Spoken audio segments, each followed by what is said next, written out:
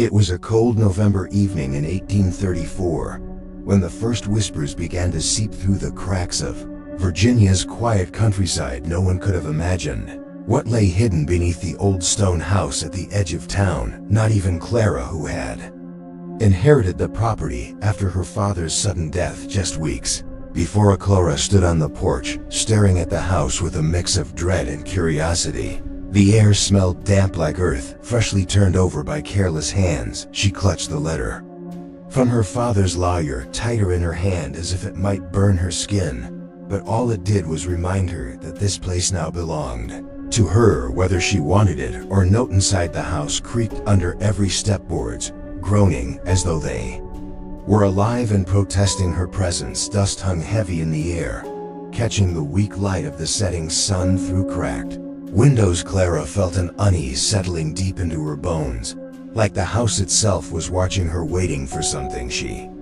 wandered from room to room, each space more barren than the last, until she reached the kitchen. There she found an old iron key resting on the counter, its surface rusted and pitted with age.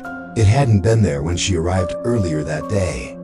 She was certain of it, yet here it sat as though placed deliberately for her to find. The key seemed to hum faintly in her palm, though she told herself it was just her imagination. Still, she couldn't shake the feeling that it belonged somewhere important, somewhere secret. She turned it over in her fingers, tracing the worn edges before deciding to explore further. The basement door loomed at the end of a narrow hallway, its wood warped and splintered with time. A heavy padlock hung from the handle, rusted shut and immovable. But as Clara held the key up to the lock, she realized it fit perfectly. Her hands trembled as she slid the key into place, the mechanism clicking open with surprising ease. The sound echoed through the hallway like a gunshot, making her jump. She hesitated for a moment, listening to the silence that followed, then slowly pulled the door open. A staircase descended into darkness, the air growing colder with each step she took down. The wooden planks groaned beneath her weight, releasing a scent of mildew and decay that made her stomach churn. Lantern in hand, she moved deeper into the abyss, the flickering light casting long shadows that danced along the walls. At the bottom of the stairs she froze. Dozens of them bolted to the walls, some hanging loose, others tangled together, as if struggling bodies had once fought against them. The sight made her breath catch in her throat, her mind racing to make sense of what she was seeing. Then she heard Ida whisper, so soft it could have been the wind threading through the cracks in the walls. But she knew better. The voice was too clear, too deliberate. Help us. Clara spun around, her lantern swinging wildly, but there was no one there, only the chains and the oppressive weight of the dark pressing against her chest. She called out, her voice trembling, "Who's there?" Another whisper came, this time closer, almost brushing against her ear. "They left us here." Her heart pounded as she backed away. Stumbling over something on the floor, she looked down and saw a small, leather-bound book half buried in dirt and grime. Picking it up, she flipped through its pages, filled with hastily scrawled handwriting, names, dates, fragmented sentences about experiments and punishments. Own passage caught her eye. The children will obey, or they will suffer until obedience becomes their only truth. Clara's hands shook harder as realization dawned. These chains weren't meant for adults. They were far too small. Whoever had been kept here had been young, very young. A loud clang startled her. Dropping the book, she turned toward the sound and saw one of the chains rattling violently, as though someone invisible was tugging at it. Panic surged through her veins and she bolted for the stairs, but the door slammed shut above her, trapping her in the suffocating blackness. "Let me out," she screamed, pounding on the door, but her fists met only solid wood. "Bend her." The whispers grew louder, overlapping voices crying, begging, screaming all at once. "You shouldn't have come back. Why didn't you save us? It's your fault." Clara sank to her knees, covering her ears, but the voices seeped through anyway, filling her mind with images of gaunt faces, hollow eyes staring accusingly at her. When she finally mustered the courage to look up, she saw them, figures materializing from the shadows, pale and translucent, their forms flickering like candle flames. They wore tattered clothes, their wrists bound by spectral chains. They reached out toward her, their mouths moving in silent Pleasant. Then she saw him, a boy no older than 10, his face streaked with dirt and tears, his lips mouthing words she couldn't hear, but somehow understood. "You're one of them." The accusation hit her like a punch to the gut, because deep down she knew it was true. Her family had owned this house generations ago.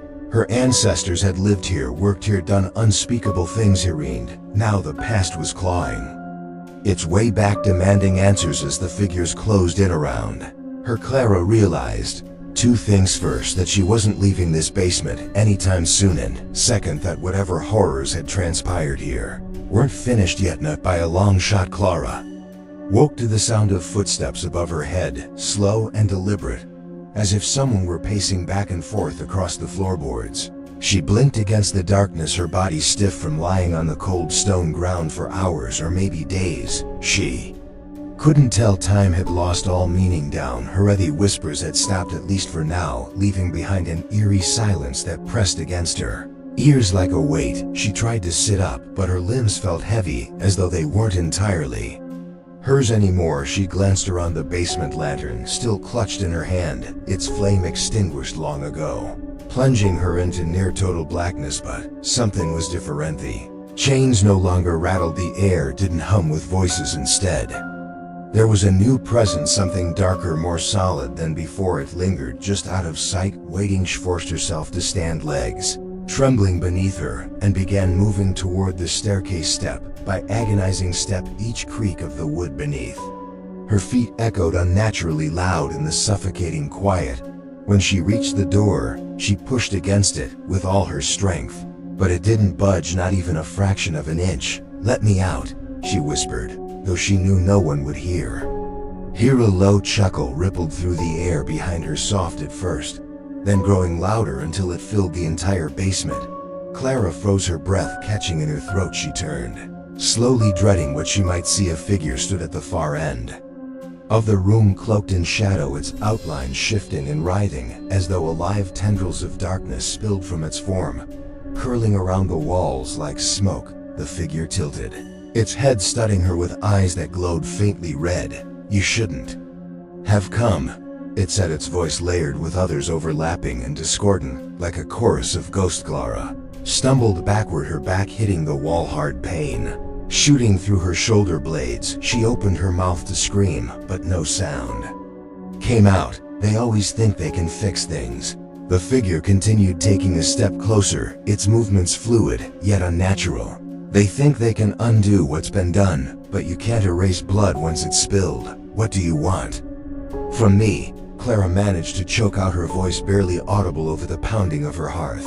Figure didn't answer. Instead, it raised a hand, pointing toward the corner of the room where a pile of objects lay scattered, tools rusted and dull.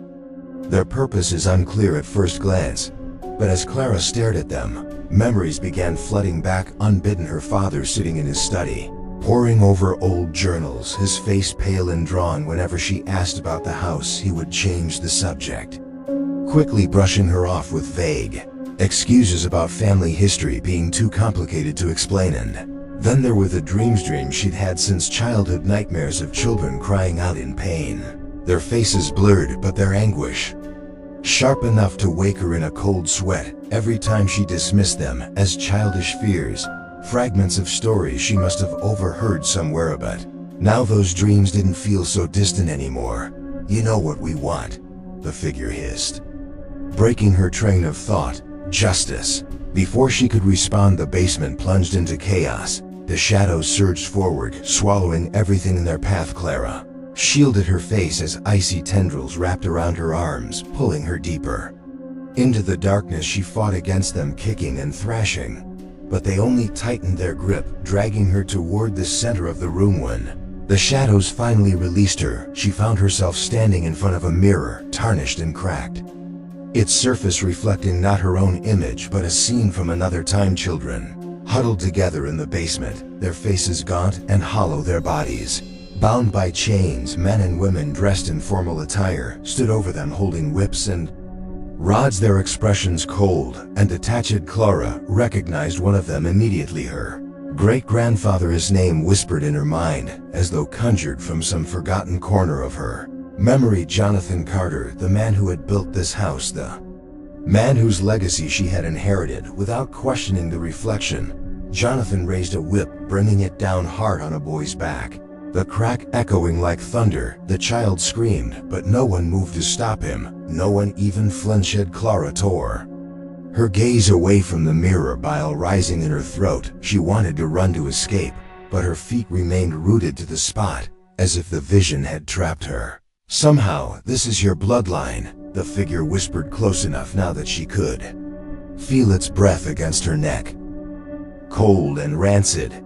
Your family's sins are yours to bear.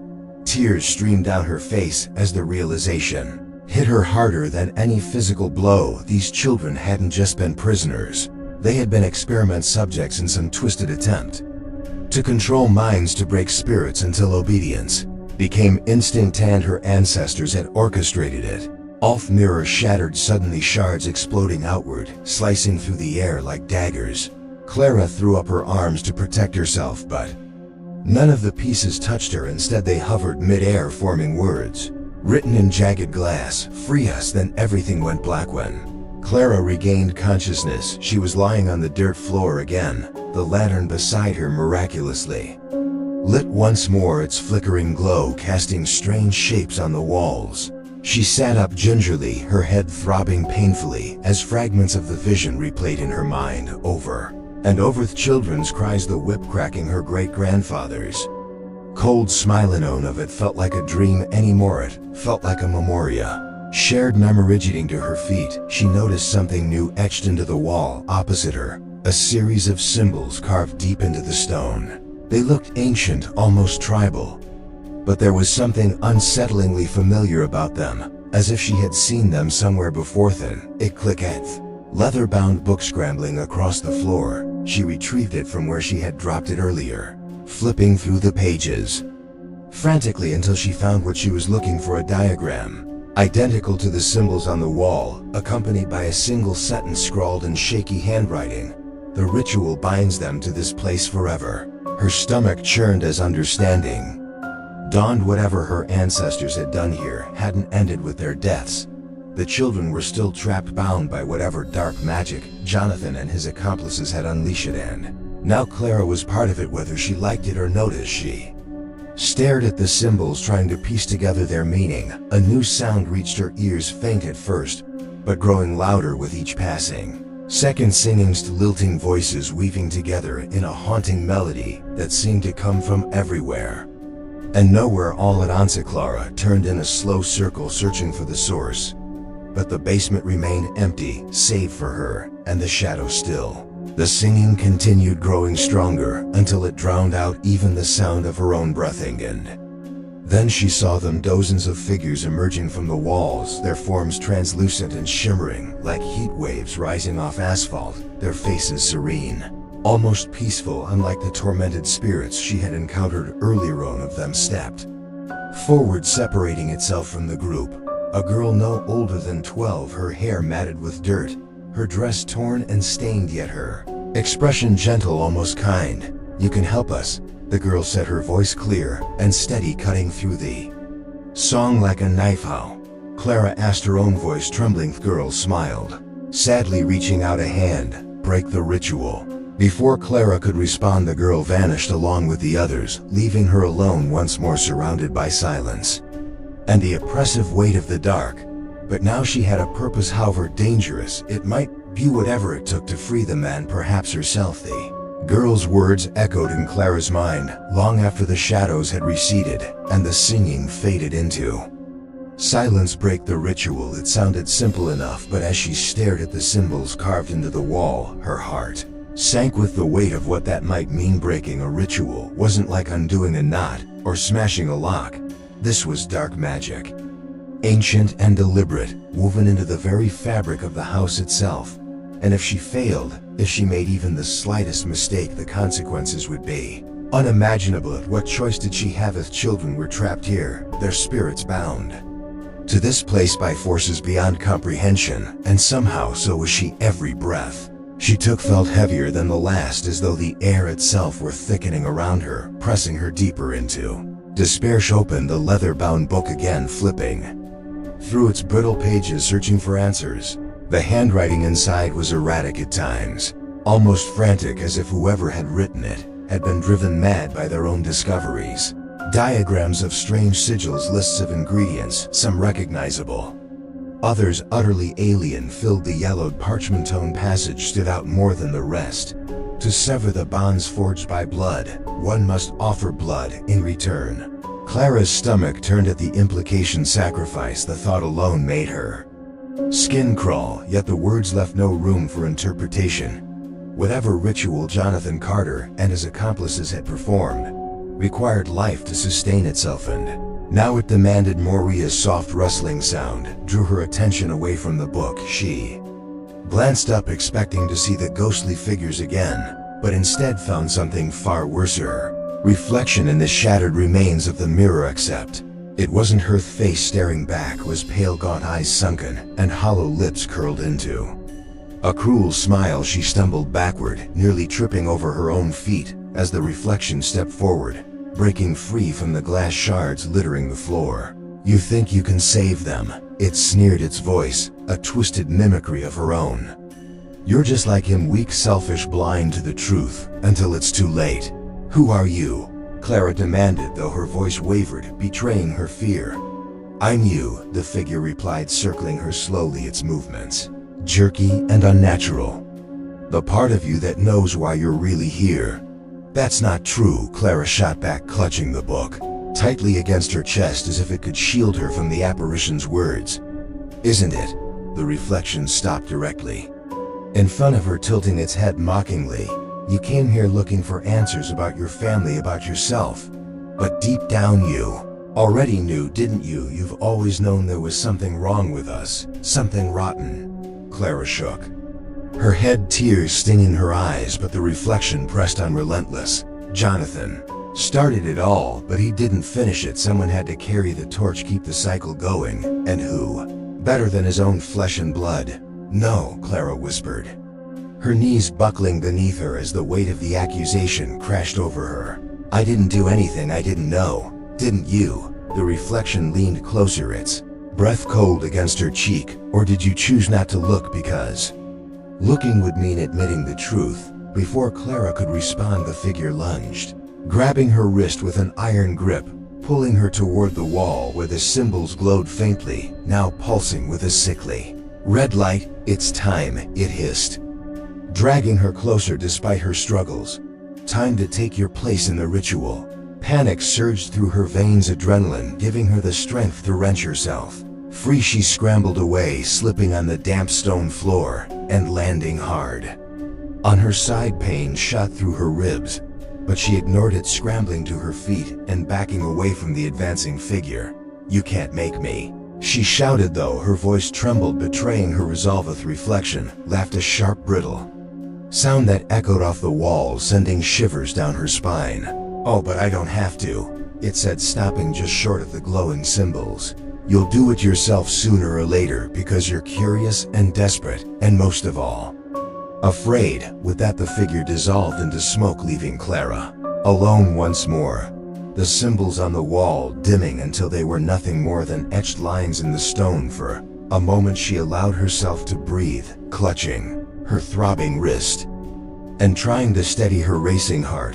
But the relief was fleeting, because deep down she knew the reflection was right. Curiosity, desperation, fear, those emotions clawed at her insides, urging her forward, compelling her to act, even as logic screamed at her to leave this place behind forever.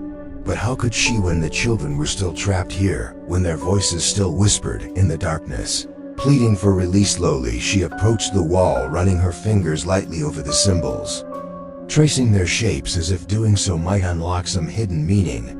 She closed her eyes, focusing on the sensations prickling across her skin, the faint hum of energy vibrating beneath the surface seemed. Then she saw it, not with her eyes, but in her mind, a vision of the ritual, unfolding step by step. Men and women standing in a circle, chanting in unison, their voices rising and falling like waves, while a child knelt in the center, bound by chains, blood dripping from cuts on their arms pooling in a shallow basin at their feet. Clara gasped, stumbling backward as the image faded, leaving her disoriented and nauseous bile rising in her throat. This was madness, yet somehow she couldn't turn away. The book slipped from her grasp, falling open. To a page marked with dried blood, the words on it seemed to shimmer in the dim light, as though they were alive. To break the bonds, spill the blood of the one who binds. Her breath hitched in her throat as understanding dawned. The ritual hadn't ended with Jonathan Carter. It had passed down through generations, feeding on the guilt and shame of those who inherited this cursed legacy. And now it was her turn. Her hands trembled as she reached for the rusted blade lying among the scattered tools on the floor, its handle worn smooth by years of use. She tested its edge, gingerly flinching as it bit into her fingertip, drawing a single bead of blood.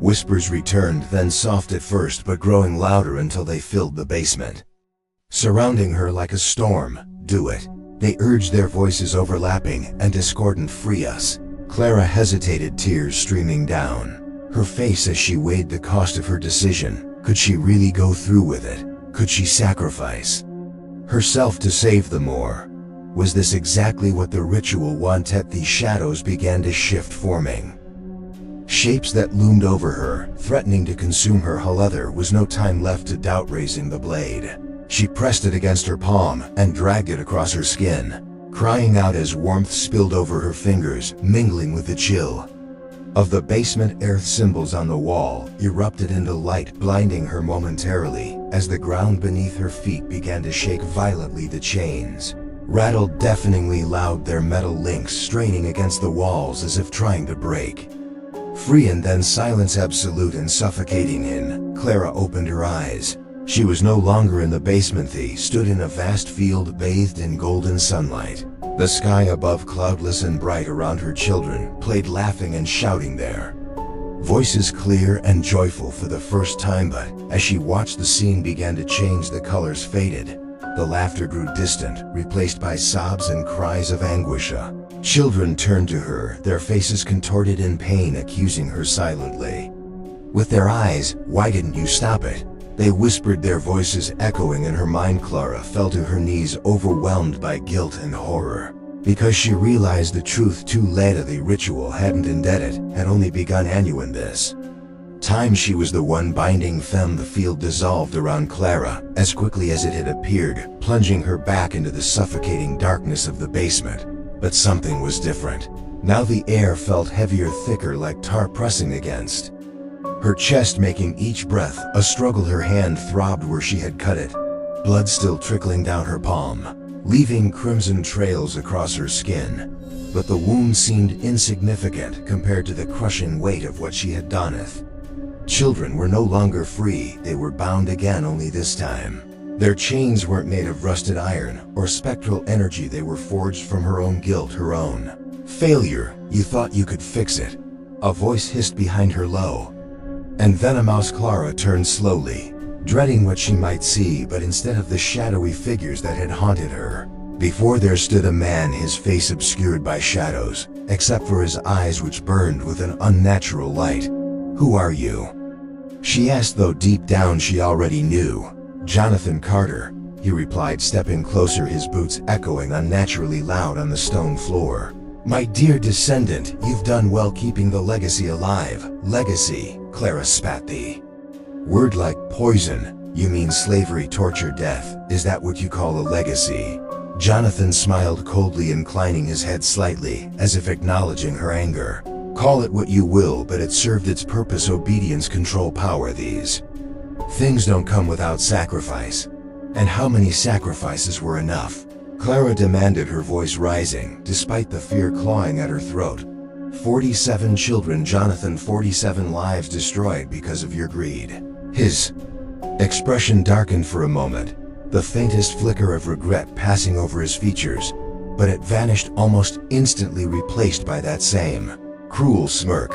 "Sacrifices must be made for greatness to endure," he said simply, as though explaining a basic truth of life. Clara shook her head, tears streaming down her face, not just for the children, but for herself, for the family she had never truly known, for the bloodline she had been born into and could never escape. "But why me?" she whispered hoarsely. "Why did I have to take your place?" Jonathan's smile widened, revealing teeth that gleamed unnaturally white in the dim light. "Because you're strong," he said softly, almost tenderly. "Stronger than any of us, stronger than even. I was when I started this. You saw the truth, and instead of running, you stayed. You chose to act, even knowing the cost. I didn't choose this," Clara shouted, her voice cracking under the strain. "I didn't ask for this. None of us do." Jonathan replied, his tone hardening. "But strength isn't about choice, it's about survival. It's about doing what needs to be done no matter how much it hurts." He stepped closer until he was standing directly in front of her, his presence overwhelming like a storm cloud ready to burst. "You can fight it all you want," he continued, his voice dropping to a whisper. "But the ritual has claimed you now. The children, the house, the bloodline, it's all yours to carry forever." Clara wanted to scream, to lash out, to deny everything he was saying. But the words lodged in her throat, unable to escape, because deep down, she knew he was right. The ritual wasn't just magic, it was a cycle, a chain unbroken for generations, and now she was a link in it. Whispers returned, then louder than ever, filling the basement, like a tidal wave threatening to drown her. "Help us," they cried, their voices overlapping and discordant. "Free us. Save us." Clara sank to her knees, overwhelmed by the sheer force of their pleas, their pain cutting through her like knives. Yet amidst the chaos, one voice rose above the rest, clear and steady. "You can still break it." She looked up, startled, searching for the source, and found the girl again. The same translucent figure who had appeared earlier, standing calmly amidst the swirling shadows. "How?" Clara asked, desperation lacing every syllable. "I tried, I failed." The girl knelt beside her, placing a cold hand on her shoulder. "Not all bonds are broken with blood," she said gently, her voice carrying a strange warmth, despite the chill emanating from her form. "Then what?" Clara demanded, tears streaming down her face. "What else is there?" "Truth," the girl replied. Simply, the ritual thrives on lies, on secrets, buried so deep no one dares to uncover them. Expose the truth, and the bonds will weaken. Clara stared at her, confusion warring with hope in her mind. "What truth?" she asked finality. Girl smiled, sadly, leaning closer until her lips brushed against Clara's ear. "The truth about why it began." Before Clara could respond, the girl vanished, leaving her alone once more, surrounded by the cacophony of voices and the oppressive weight of the dark. But now she had a new purpose. Jetting to her feet, she stumbled toward the staircase, ignoring the protests of her weary body and the ache in her wounded hand. She reached the door and pushed against it with all her strength. This time it opened it, blinding sunlight spilled into the basement, chasing away the shadows, momentarily blinding her as she stepped outside, blinking furiously to adjust to the brightness. Fresh air hit her like a slap, reviving her senses, sharpening her resolve. She didn't know how long she had been trapped in the basement, hours, days, weeks, but the world outside seemed eerily unchanged, as though time itself had paused while she confronted the horrors within. Townsfolk would know. Samine somewhere must have known the truth about what happened here, about why Jonathan Carter built this house, and what he used it for. With trembling legs, she made her way toward town, determined to uncover the secrets that had been buried alongside the children. It took days of questioning, of piecing together fragments of stories passed down through generations, but eventually she found it. An old journal hidden in the attic of the local church, its pages brittle and yellowed, filled with accounts of disappearances of children taken from poor families, promised work and shelter, only to vanish without a trace. And then she found the final entry. "The experiments began today. We seek to understand the nature of obedience, to mold the human spirit into submission. Our methods may seem harsh, but the results will justify the means." Signed beneath it was Anama Jonathan Carter. Clara sat in stunned silence, staring at the words as they blurred through her tears. Truth was out, but as she closed the journal and looked up at the horizon bathed in the golden light of sunset, she realized something far worse. Whispers hadn't stopped. They were still there, faint but persistent, echoing in the corners of her mind, and she knew then that exposing the truth hadn't ended. The ritual, it had only shifted its focus. Children were free, yes, but the house remained, and So did she forever tied to the unbroken chain the end?